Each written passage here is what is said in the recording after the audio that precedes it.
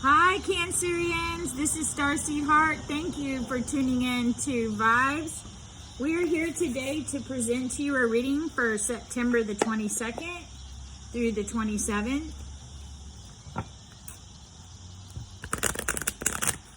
And we're going to start off with our theme card, which comes from our Starseed's Wisdom of Spiritual Growth tarot deck. I don't know that it's actually a tarot deck, but it's a deck. Inner world. Your external world is a reflection of your inner world. And this goes so well with the theme of Cancerians. Cancerians love the big comfy blankets and the cuddle up on the couch, and sometimes get caught up in our inner worlds and don't even want to focus on our outer world. So this could be where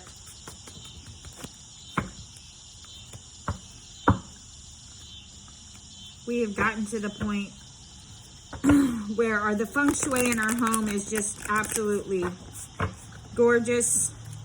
We feel good about our house. We feel good about our inner self. We feel good about who we are on the inside. And when we walk out the door, all we see is one beautiful earth. And your Starseed Oracle card that supports your theme is going to be Activated Earth.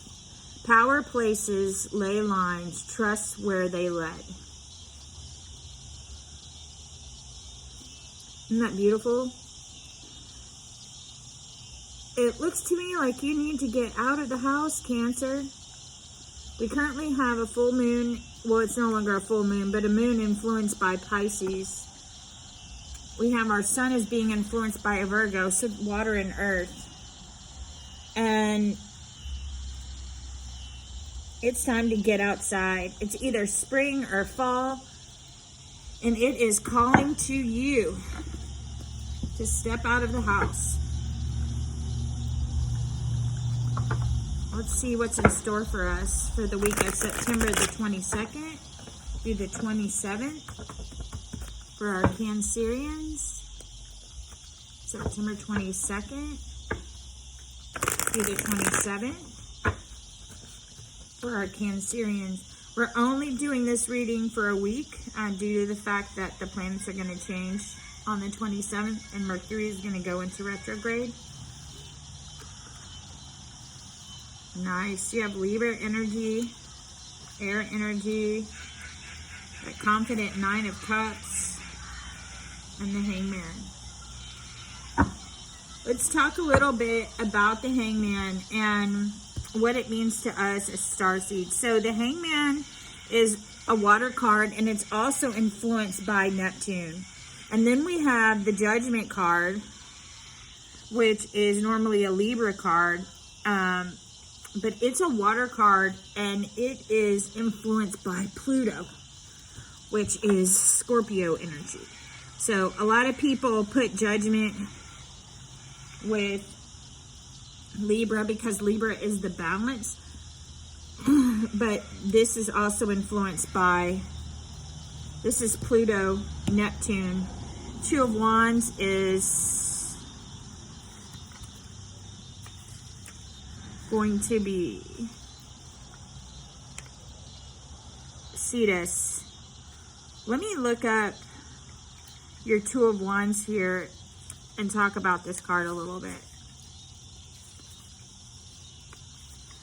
When the Two of Wands is drawn and the horizon is alight, the numerous possibilities, although confronted by the sea monster Cetus, a bold vision of the future is implicated in this card. In myth, monsters are guardians of treasure and symbolize what needs to be overcome in order to claim the wealth. A new business venture, academic idea, course of study, or relationship may call the individual to move away from their current routine. The Two of Wands calls us to action. Psychologically, the card reminds us that the courage and heroism are necessary to move forward. Yeah, it's time to get out of the house. Let's get going. Let's do this. On your 9 of Cups energy, we have Andromeda. Nobility is going to be your influence here. The figure of the chained woman has been constantly projected onto the constellation of Andromeda. Her name, Ruler of Men, reveals the ancient tradition of the queen, the goddess, the surrogate that wed to the hero. In the 9 of Cups, Andromeda is free of the chains that have held her hostage. In a mood of reveille, she raises her arms in a gesture of liberation. Naked and innocent, she is ready to give herself freely. The 9 of Cups augurs a period of emotional fulfillment and satisfaction as the weight of the past has been emotionally lifted. So as you can see here in this 9 of Cups, look at all the resources, everything that this person has around them. Look at the confidence in the gentleman here, or the female. It's not gender specific. Yep, it's time to get out. Enjoy yourself. The fruit of your labors has come to pass.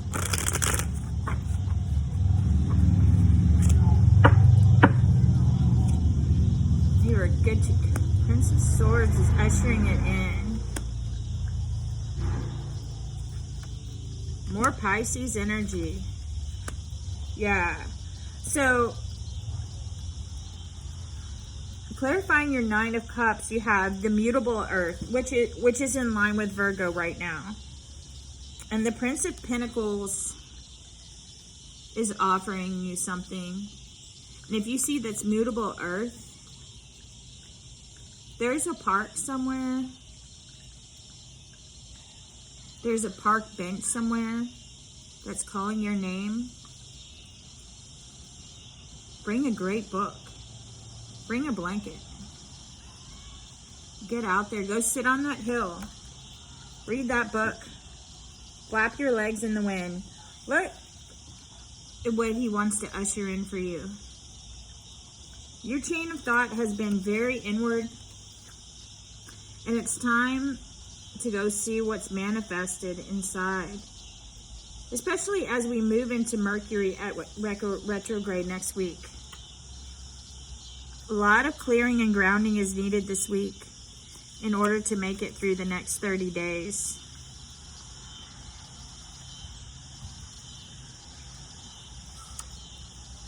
Absolutely suggests a good grounding.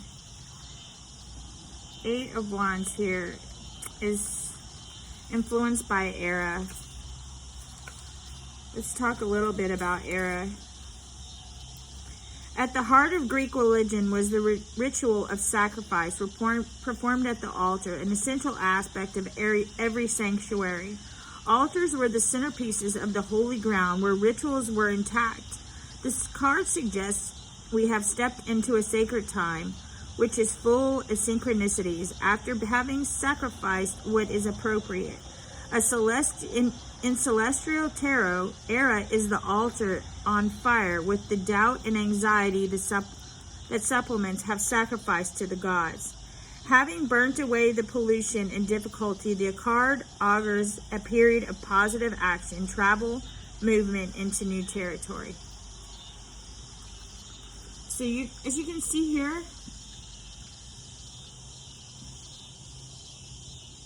all the things you've been thinking of on the couch, hanging out, take all that energy outside, go ground yourself, sit on the ground, take off your shoes, put your toes in the grass, put your toes in the sand, buy that ticket to Aruba,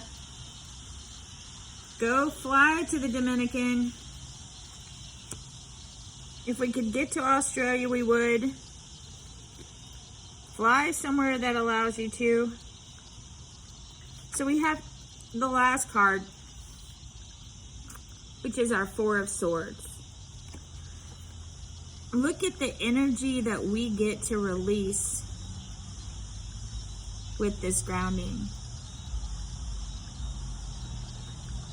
Look at everything that you built on the inside, the serenity here. You're looking out on your inner kingdom and you're like, I'm good now. I'm ready to go out. I'm good. I'm ready to go out.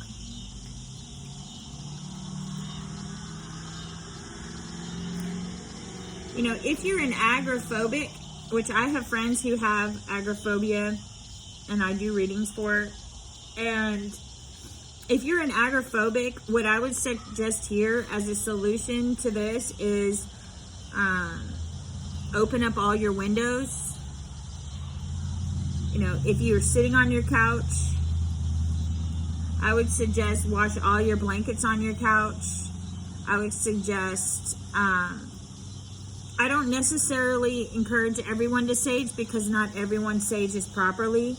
Even if you just get on Amazon and buy a bag of fresh lavender buds and put those out around the area that you've been sitting, or put them in little wooden bowls around your house. Freshen up your linens.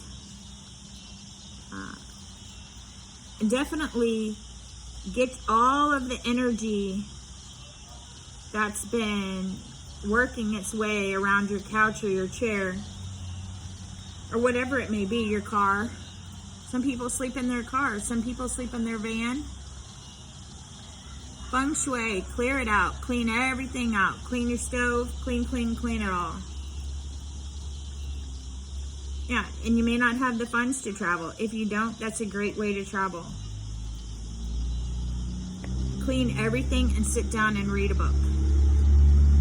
Get all that energy out.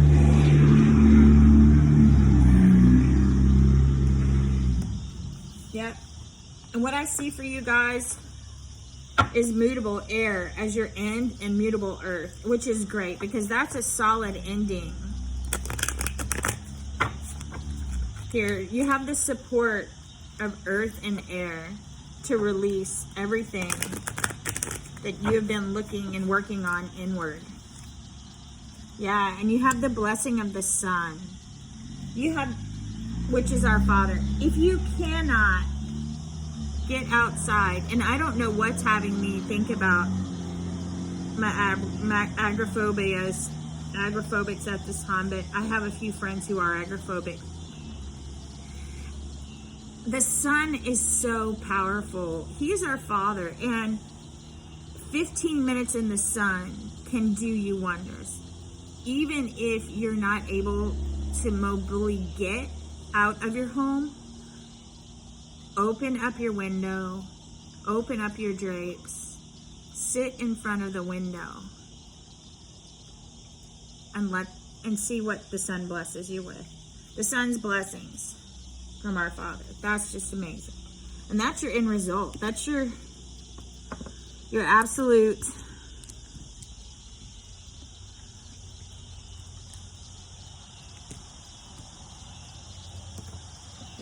that's your absolute beautiful ending to releasing energy as we move into Mercury at retrograde. Mercury is going to retrograde for 15 days and then it rolls back for another 15. So Mercury retrograde, people will say it goes for 15 days, but it actually has a transition of 30.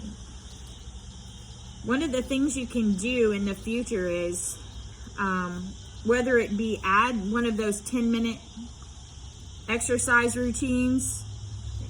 There's tons of them on YouTube, online, that you can add. And they're like 5 or 10 minutes. Add one of those to your day, either in the morning or the night or during lunch. Close your office door if you're not working remotely. And do that for 5-10 minutes every single day for the next 27 days. It only takes 27 days to create a good habit. And if you do that every day for a month during Mercury retrograde, you will probably not let that routine go for the rest of your life. And whatever it may be, it doesn't have to be a hard routine, but it can prevent this from building up inside of your beautiful creation, which is you.